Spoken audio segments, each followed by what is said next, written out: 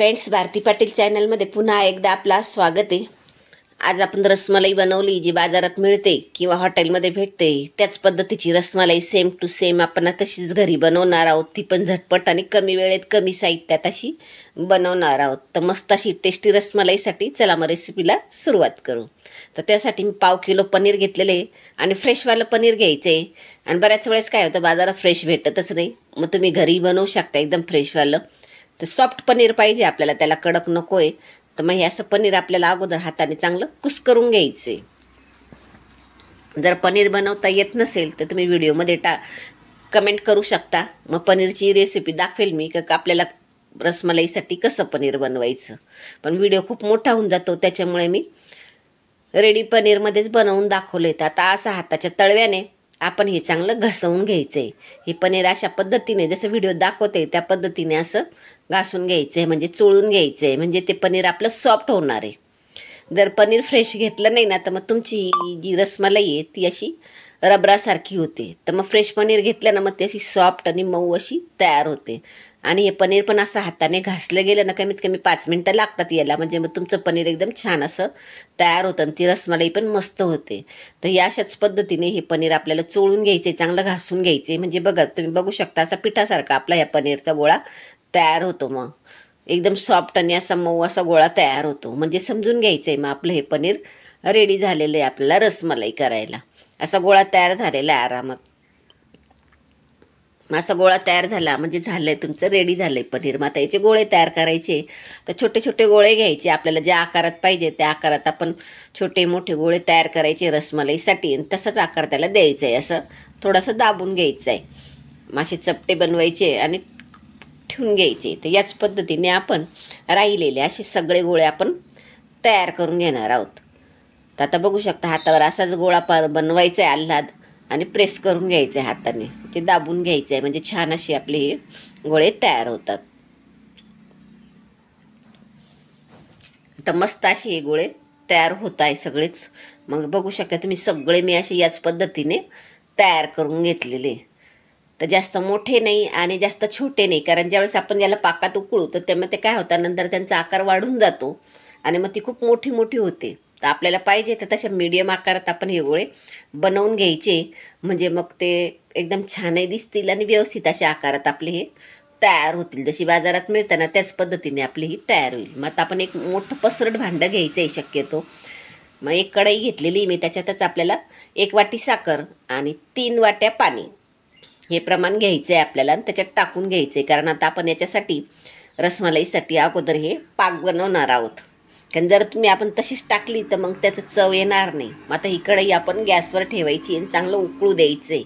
मग त्याला रसरशीतपणा येण्यासाठी आपल्याला ह्या पाकात उकळवायचे अगोदर। आता मग आता ह्या पाकाला उकळी आलेली आपल्या, तर काय आटवत बसायचं नाही, फक्त उकळी आली का त्याच्यात आपण हे जे गोळे बनवलेले पनीरचे ते त्याच्यात सोडून द्यायचे। या पद्धतीने एक एक करून सगळे गोळे असे सोडून द्यायचे आणि कमीत कमी झाकण ठेवून आपल्याला फुल गॅसवर 5 मिनटं तरी उकळवायचे। जर तुमचं तेवर उतू यायला लागलं तर मग थोडासा गॅस तुम्ही मीडियम करू शकता। तर मग आता 5 मिनटानंतर तुम्ही बघू शकता हे चांगले फुललेले। मग पुन्हा आपल्याला ते पलटी करून घ्यायचे, एक एक करून असे सगळे गोळे आपल्याला पलटी करून घ्यायचे। आता माझंही भांडं बघू शकते तुम्ही, ते गोळे जास्त झाले आणि ते भरपूर फुलले, मग त्याच्यामुळे ते दाटून गेल्यासारखे झालेले। मग शक्यतो थोडे थोडे 2 बॅचमध्ये करा, मी एकदाच केले त्याच्यामुळे ते जास्त होऊन गेले। थोडे थोडे करा आणि मग असे पलटून घ्या पुन्हा, म्हणजे जे आपल्याला पलटी करायला सोयीस्कर होईल असे। आता हे बघू शकता मी एक एक करून असे सगळे गोळे हे पलटी करून घेतलेले, आणि पुन्हा मग आपल्याला त्याच्यावर झाकण ठेवून कमीत कमी 5 मिनटं तरी आपल्याला हे चांगलं उकळू द्यायचं, म्हणजे टोटल त्याला 10 ते 12 मिनटं आपल्याला उकळायला लागतात। तर असा हिशोबात टायमिंग धरून चालायचं आहे। मग आता 5 मिनटं पुन्हा आपण त्याला चांगलं फुल गॅसवर चांगल्या फुल प्रोसेसवर आपण त्याला उकळणार आहोत। तर तुम्ही बघू शकता दिसतं इतकं छान असे उकळत आहे, बुडबुडे येईपर्यंत चांगलं उकळत येते। मग आता पुन्हा 5 मिनटानंतर आपण झाकण काढून घेऊ। मग बघू शकता हे बाकी किती टम्म फुगलेले आणि त्याचा आकारही डबलने झालेला आहे मस्त असा, एकदम छान असे। मग आता गॅस बंद करायचा आहे आणि आपल्याला चमच्याने एक एक करून हे सगळे मोठ्या ताटात काढून घ्यायचे, आणि मोकळे मोकळेच काढायचे, म्हणजे ते लवकर थंड होतील आणि आकसणार नाही। या पद्धतीने असे काढून घ्यायचे सगळे, अशा पद्धतीने काढून घ्यायचे सगळं। आता हे सगळे काढून झालेले थंड होऊ द्यायचे, मग आता रसमलाईसाठी लागणारा रस आपण बनवणार आहोत, म्हणजे ते दूध बनवणार आहोत. मग दूध बनवण्यासाठी आपल्याला एक मोठी कढई घ्यायची, जाड बुडाचं भांडं घ्या शक्यतो, आणि त्याच्यात आपल्याला हे दूध बनवायचं. मग 1 लिटर दूध घेऊन घ्यायचं आहे. कोणतंही दूध घेऊ शकता तुम्ही, घट्ट पातळ कोणतंही चालेल.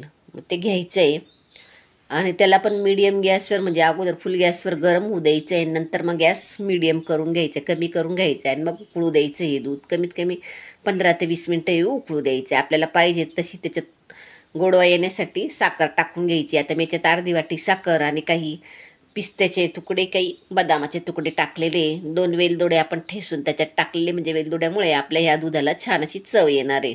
आणि नंतर मग रंग येण्यासाठी त्याच्यात फूड कलर टाकलेला आहे. तुम्हाला टाकायचं तर टाकू शकता, नाही टाकला तरी चालेल.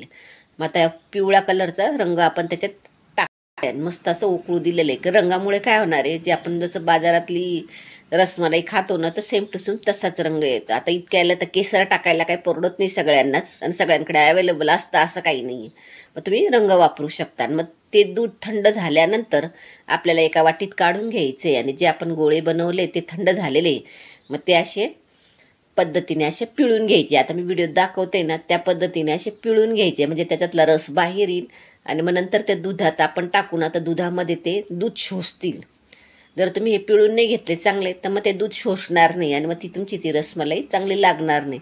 तर मग असं टाकून घ्यायचे सगळे, आणि कमीत कमी 4 ते 5 तास आपल्याला हे झाकून ठेवायचे, म्हणजे त्याच्यात चांगलं दूध मुरेल आणि एकदम सॉफ्ट अशी तुमची रसमलाई बाजारात मिळते ना, तशीच तयार होईल. तर बघू शकता 4 ते 5 तासानंतर किती आपली ही रसमलाई चांगली फुललेली, मस्त छान अशी, जशी बाजारात मिळते तशीच एकदम छान अशी तयार झालेली आहे. आपले त्याच्यातले त्या दुधातले पिस्तेही खूप छान शिजलेले, म्हणजे ते पण असे टम्म फुगलेले. बघा, त्याचा आकारही छान आलेला आहे.